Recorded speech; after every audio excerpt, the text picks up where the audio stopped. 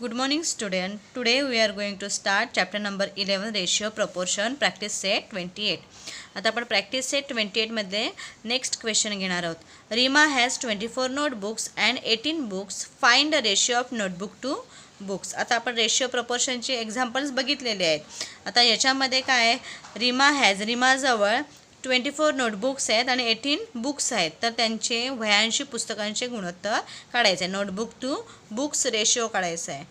The ratio of 24 notebook to 18 books is equal to 24:18 is equal to 24/18. मग 24 आणि 18 गुणाच्या टेबल्समध्ये आहे 6. 6 4 जा 24, 6 3 जा 18. म्हणजे रेशिओ आलेला आहे 4/3, 4:3.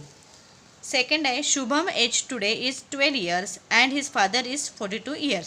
Shubham mother is younger than his father by 6 years. Find the following रेशिओज.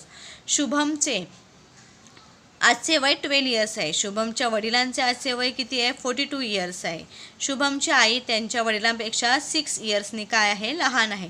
मग आता खालील रेशिओ काढायचे आहेत, गुणोत्तर काढायचे आहेत. Ratio of Shubham age today to his mother age today म्हणजे शुभमच्या आजच्या वयाचे आईच्या आजच्या वयाशी असलेला रेशिओ गुणोत्तर. Ratio of Shubham's mother age today to his father age today शुभमच्या आईच्या आजच्या वयाचे वडिलांच्या आजच्या वयाशी असलेले गुणोत्तर.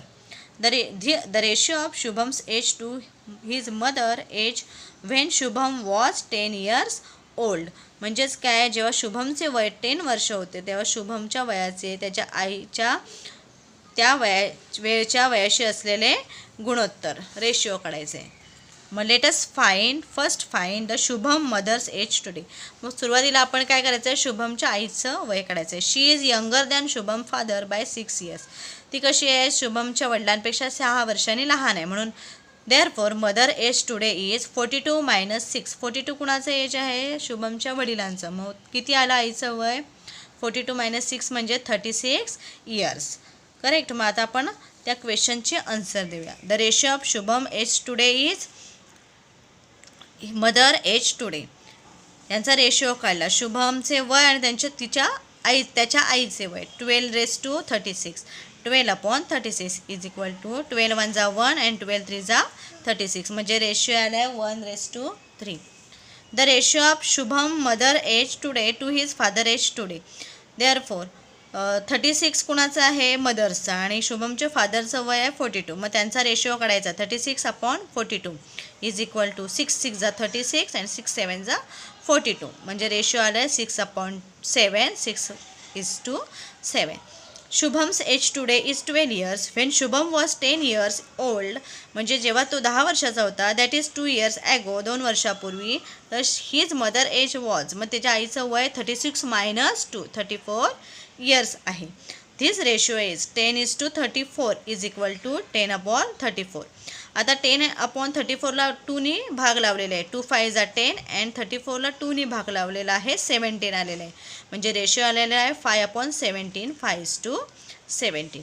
ओके. तर अशा पद्धतीने आपण हा प्रॅक्टिस सेट 28 सॉल्व केलेला आहे. आता आपण नेक्स्ट टॉपिक बघणार आहोत, the unitary method. Unitary method म्हणजेच काय, एकमान पद्धती. आपण प्रॅक्टिस सेट 29 मध्ये बघणार आहोत.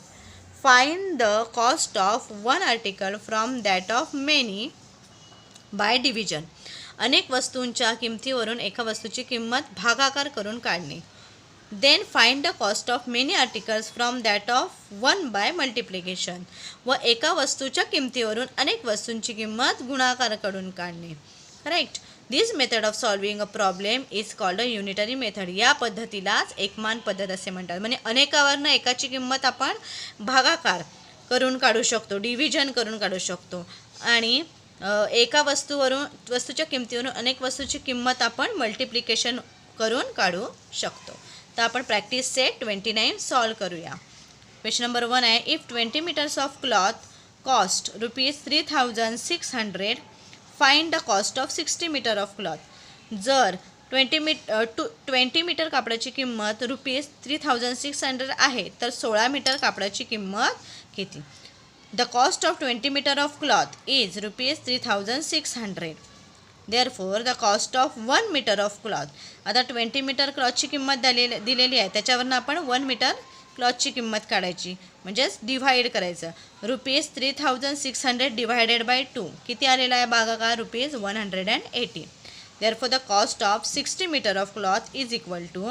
मग आता 60 मीटर क्लॉथची किंमत काढायची जी आपल्याला विचारलेली आहे ती. त्याच्यासाठी काय करावं लागेल? जे आपल्याला आन्सर आलेलं आहे त्याने आपण मल्टिप्लाय करायचं. ₹180 इंटू 60 इज इक्वल टू ₹2880. म्हणजेच the cost of 60 metre of cloth is ₹2880. आता क्वेश्चन नंबर 2 आहे. Find the cost of 8 kg of rice if the cost of 10 kg of rice is ₹325. 10 kilogram तांदळाची किंमत 325 आहे, तर 8 kg म्हणजे 8 kilogram तांदळाची किंमत काढायची. The cost of 10 kg of rice किती आहे? ₹325. देअरफॉर द कॉस्ट ऑफ आता 10 kgची दिलेली आहे, मग आपण 1 kgची आपण काढूया. 1 kg ऑफ राईस इज, याला काय करायचं? डिव्हाइड करायचं. 325 डिवायडेड बाय 10. ओके, किती आलेलं आहे उत्तर? ₹32.50. देअरफॉर द कॉस्ट ऑफ, आता आपल्याला विचारले किती आहे? Find the 8 kg of rice. म्हणून the cost of 8 kg of rice is equal to ₹32.50 into 8 is equal to ₹260. म्हणजेच the cost of 8 kg of rice is ₹260. Third one आहे. A tractor uses up 12 liters of diesel while plugging 3 acres of land. How much diesel will be needed to plug 90 acres of land? A tractor was म्हणजेच काय?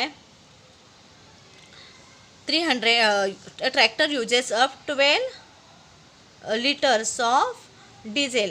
3 acre शेतीची मशागत करण्यासाठी ट्रॅक्टरला किती diesel लागतं? 12 liters.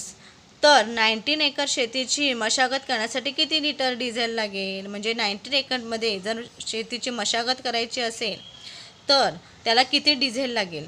For plugging 3 acres of land diesel use by tractor is 12 liters. 3 एकरसाठी 12 liters लागते. देअरफॉर फॉर प्लगिंग 1 acre, मग 1 एकरसाठी ऑफ लँड डिझेल यूज किती असणार आहे? 12 liter डिवायडेड बाय 3. आन्सर आलेलं आहे 3 4 जा 12, 4 liters. मग आता त्यांनी विचारलेलं आहे की देअरफॉर फॉर प्लगिंग 90 acresला किती लागेल? 90 acres लँडला किती लागेल डिझेल? म्हणून for ploughing 90 acres of land diesel use by tractor is equal to 4 into 19 is equal to 76 liter. यांचं मल्टिप्लिकेशन किती आहे? 76 liter. Therefore 76 liter of diesel will be needed. 76 diesel लागेल आता ट्रॅक्टरला. आता आहे fourth one.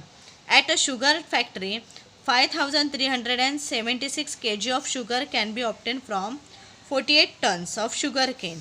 If Savitatai has grown 50 tons of sugar cane, how much sugar will be obtain from it? म्हणजेच एक साखर कारखान्यामध्ये 48 टन ऊसापासून किती साखर मिळते? 5376 kg साखर मिळते. सविताताईच्या शेतात तयार झालेला ऊस 50 tons आहे. करेक्ट. तर 50 टन आहे, तर त्या ऊसापासून किती साखर तयार होईल?